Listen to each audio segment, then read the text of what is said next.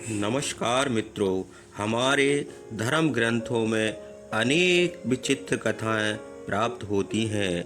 उन्हीं में से एक यह भी प्राप्त होती है कि रावण का एक बड़ा भाई भी था, जो रावण से असंख्य बलशाली था, जिसे मारने में नारायण अस्त्र और उससे भी बड़े बड़े अस्त्र भी मारने में विफल रहे। तो आखिर उसे किसने मारा? उसका क्या नाम था? वह रावण का बड़ा भाई कैसे हुआ? इस वीडियो में इन सभी बातों पर विचार करेंगे, तो बने रहिए वीडियो के साथ। आप देख रहे हैं हमारा रामायण चैनल, और हमारे चैनल से जुड़े रहिएगा। जानते हैं कि कौन था रावण का बड़ा भाई। दोस्तों, राक्षस राज सुमाली की पुत्री कैकसी का विवाह विशर्वा के साथ हुआ था, जिसके कुछ ही दिन बाद उसने रावण को जन्म दिया था। परंतु रावण अकेला ही नहीं जन्मा था, उसके साथ ही सतानंद का भी जन्म हुआ था। समय के साथ साथ दोनों बड़े होने लगे। सतानंद हर विषय में अपने भाई रावण से कहीं अधिक श्रेष्ठ होने लगा। धीरे धीरे आयु वृद्धि के साथ दोनों भाइयों का शक्ति में परिचय होने लगा, और कम आयु में ही दोनों युद्ध शिक्षा लेना प्रारंभ कर देते हैं। फिर एक दिन दोनों भाइयों ने अपनी शक्ति का परीक्षण के उद्देश्य से आपस में ही युद्ध कर लिया। उस युद्ध के बीच में रावण ने कहा कि मुझे पता है कि मेरा शरीर आपसे कम विकसित है, लेकिन मेरी ताकत को कम आंकने की भूल मत करना। यह बात सुनकर रावण का बड़ा भाई सतानंद क्रोध में भर गया और बोला कि रावण, तू अपनी ताकत दिखा रहा है। फिर दोनों भाइयों में घनघोर युद्ध हुआ, और परिणाम यह हुआ कि रावण को अपने भाई से युद्ध में हारना पड़ा। इस घटना को रावण और सतानंद की माँ कैकसी देख लेती है। तब उन्होंने दोनों भाइयों को बहुत डांट लगाई कि तुम आपस में ही युद्ध कर रहे हो। मैंने तुम लोगों को राक्षसी सत्ता का कायम रखने के लिए जन्म दिया था। कैकसी सतानंद पर बहुत ज़्यादा रुष्ट हो गई और उसने कहा कि तुम पृथ्वी छोड़कर अंतरिक्ष में वास करो, और जब तक तुम्हारा अनुज रावण पृथ्वी पर राज करे तब तक तुम शांत रहो। सतानंद ने अपनी माँ की आज्ञा को स्वीकार कर लिया और अंतरिक्ष में जाकर रहने लगा। मित्रों, सतानंद का अर्थ होता है कि जिसके 100 सिर हों। बाद में रावण की मृत्यु के पश्चात संपूर्ण लंका में एकमात्र राक्षस मायासुर ही बचा था, जो मंदोदरी का पिता था, और उसी ने रावण की मृत्यु की सूचना अंतरिक्ष में सतानंद को दी। जैसे ही उसने रावण की मृत्यु का समाचार सुना तो वह भीषण गर्जना करने लगा। वह क्रोध अग्नि में जलने लगा। उसकी गर्जना के शब्द रामादल तक सुनाई देने लगे। तब श्री राम और उसकी सेना को बहुत ही आश्चर्य हुआ कि आखिर अब कौन गरज रहा है। उस सतानंद ने अंतरिक्ष से ही छुपकर पृथ्वी पर वार करना शुरू कर दिया। हनुमान जी और श्री राम ने उसकी हर बार को विफल करना शुरू किया। सतानंद ने माँ सीता को भी क्षति पहुँचाने की कोशिश की, लेकिन श्री हनुमान जी ने संभाल लिया। मित्रों, वह इतना शक्तिशाली था कि तीनों लोकों में हाहाकार मच गया। वह श्री राम सहित सभी सेना को अपने लोक अंतरिक्ष में बुलाना चाहता था, इसलिए वह छुपकर वार कर रहा था। सुग्रीव ने श्री राम जी से कहा, हे प्रभु, आप ही बताइए कि क्या करना चाहिए। इस प्रकार श्री राम की सेना विचार विमर्श करने लगी, और श्री राम की आज्ञा अनुसार सभी उस सतानंद के लोक जाने को तैयार हो गए।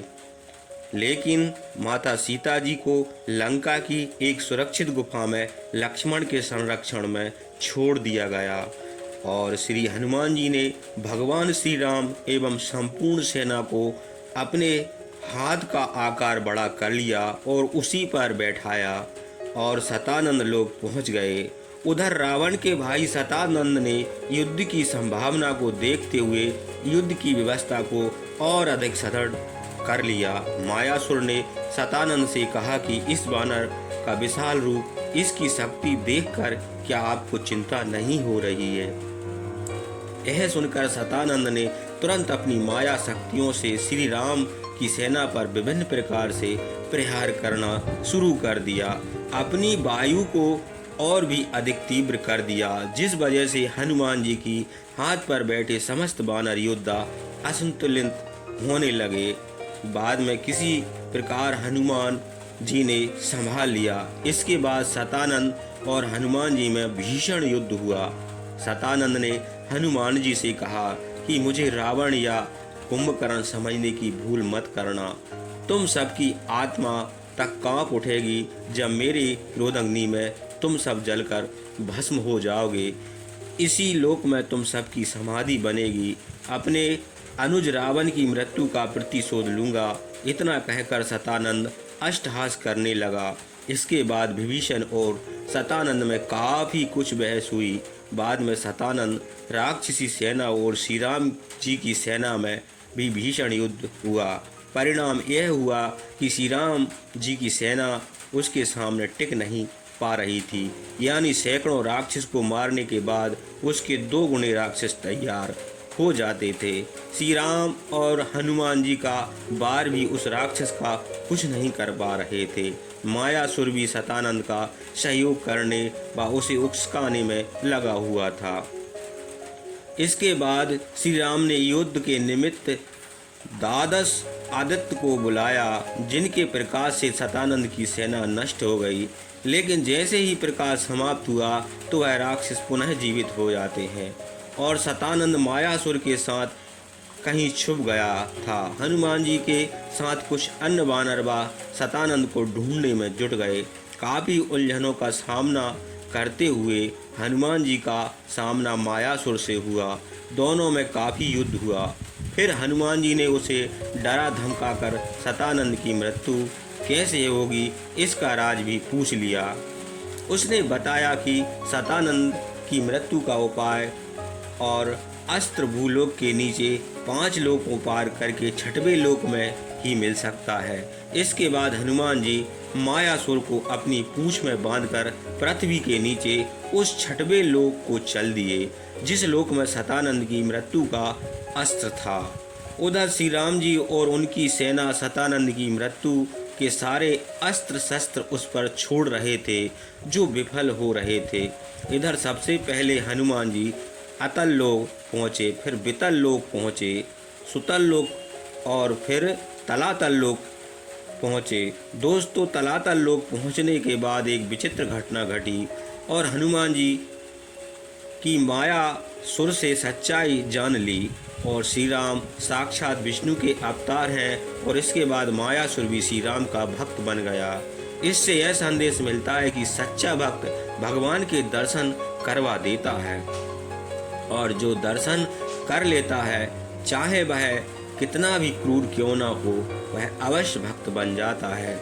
इसके बाद मायासुर को तलातल लोक में ही छोड़कर श्री राम जी हनुमान जी महातल लोक को प्रस्थान किए। फिर अंत में रसातल लोक पहुँचे। दोस्तों, यह वही लोक था जिसमें शतानंद की मृत्यु का अस्त्र मौजूद था, जहाँ पर हनुमान जी का सामना नागराज बासुकी से हुआ। बासुकी ने हनुमान जी पर भी वार किया, लेकिन हनुमान जी के सामने क्या कभी किसी की चली है। हनुमान जी ने कहा कि मेरे लिए राम का काज ही सर्वोपरि है। मैं आपसे युद्ध नहीं करना चाहता, बल्कि सहायता प्राप्त करने के लिए आया हूँ। बासुकी ने कहा कि क्या चाहते हो, तुम और कौन हो? तुम? हनुमान जी ने बताया, मैं प्रभु श्री राम का सेवक हूँ। रावण के बड़े भाई शतानंद के वध के निमित्त से उस अस्त्र के लिए आया हूँ जिससे उसकी मृत्यु हो सकती है। लेकिन फिर भी नागराज बासुकी को यह परिचय समझ में नहीं आया। फिर हनुमान जी ने एक शर्त रखी, यदि आपने मुझे यहाँ से उठाकर फेंक दिया तो मैं चुपचाप लौट जाऊंगा। यदि आप मुझे हिला भी नहीं पाए तो आपको मेरी सहायता करनी होगी। वासुकी ने इस बात को स्वीकार कर लिया, लेकिन जब वासुकी की सभी ताकत विफल हो गई तब हनुमान जी को प्रणाम किया और समझ गया कि शिव के 11वें अंश हैं। हनुमान जी ने कहा कि श्री राम के काज में विलंब हो रहा है, इसलिए आप मुझे अति शीघ्र वह अस्त्र प्रदान करें जिसके द्वारा सतानंद की मृत्यु हो सके। इसके बाद नागराज वासुकी ने यह दिव्यास्त्र हनुमान जी को दे दिया और हनुमान जी उस अस्त्र को लेकर अति शीघ्र ही श्री राम जी के पास चल दिए। इधर श्री राम ने सतानंद का वध करने के लिए नारायण अस्त्र का प्रयोग किया, लेकिन वह महान अस्त्र भी सतानंद का वध नहीं कर पाया। इसी बीच पर हनुमान जी वहां पहुंच गए और हनुमान जी ने देखा कि श्री राम सहित उनकी सारी सेना धराशायी पड़ी है, क्योंकि नारायण अस्त्र का प्रयोग जो करता है वह कुछ क्षण के लिए शक्तिहीन हो जाता है। इसलिए श्री राम भी बेहोशी की हालत में थे। यह सब देखकर हनुमान जी को अत्यंत क्रोध हो उठा और जो दिव्यास्त्र वे लेकर आए थे उसे सतानंद पर चला दिया। सतानंद तो मर गया, लेकिन पुनः जीवित हो उठा। उसी समय वहां शिव जी प्रकट हुए। हनुमान जी ने पूछा कि हे भोलेनाथ, सतानंद को तो मैंने दिव्यास्त्र से मार दिया, लेकिन ये फिर जीवित हो गया है। शिव जी ने कहा, हे हनुमान, यह तो सत्य है, जिस अस्त्र से तुमने मारा है और वो पुनः सतानंद जीवित हो गया है, लेकिन सुनो, उसे अस्त्र का वध से नहीं होगा। हनुमान जी ने सतानंद का वध इतने सहज नहीं है। यह पुष्कर लोक में जाने से पहले इसकी माता ने कैकसी ने इसे वरदान दिया था कि उसकी मृत्यु किसी अयोनिजा के हाथों से ही हो सकती है, यानी जो किसी के गर्भ से ना जन्मा हो। शिवजी ने कहा कि देवी सीता अयोनिजा है, वह इसका वध कर सकती हैं। सतानंद की मृत्यु ही श्री राम और उसकी सेना को होश में ला सकती है। हनुमान जी, अभी तक तुमने उन्हें वात्सल्य से परिपूर्ण माता के रूप में ही देखा है, संसार ने उनका पतिव्रत रूप भी देखा है। शिव जी ने कहा कि अब वह समय आ गया है जब संसार की देवी सीता महाशक्ति के रूप में दिखेंगी, जो धर्म की रक्षा करने वाले हैं, किंतु अधर्मी के लिए महाभयंकर रूप होगा, जिसे चंडी के रूप से जाना जाएगा। शिव जी ने हनुमान जी को समझाया और कहा, अब तक तो ब्रह्मदेव ने देवी सीता को इस घटना की सूचना भी दे दी होगी, किंतु तब तक तुम्हें सतानंद को यहीं पर उलझा कर रखना होगा, जिससे कि वह कोई अनिष्ट ना कर सके। हनुमान जी ने कहा कि ऐसा ही होगा प्रभु। उधर ब्रह्मा जी ने जाकर सारी खबर माता सीता को सुनाई और माता अत्यंत क्रोधित हुई। माता ने कहा कि मेरे स्वामी के साथ ऐसा कैसे हुआ, मैं उसका बदला जरूर लूंगी। इसके बाद सीता माता ने बल से पुष्कर में जाकर और उसका अंत कर दिया। जब सतानंद का अंत हुआ तो देवतागण खुश हो गए। इसके बाद माता का क्रोध और बढ़ गया। तब प्रभु श्री राम जी को हनुमान जी ने बेहोशी से बाहर लाया और प्रभु श्री राम जी ने आकर माता सीता को शांत किया। यह कथा कैसी लगी तो मित्रों हमें कमेंट में बताएं।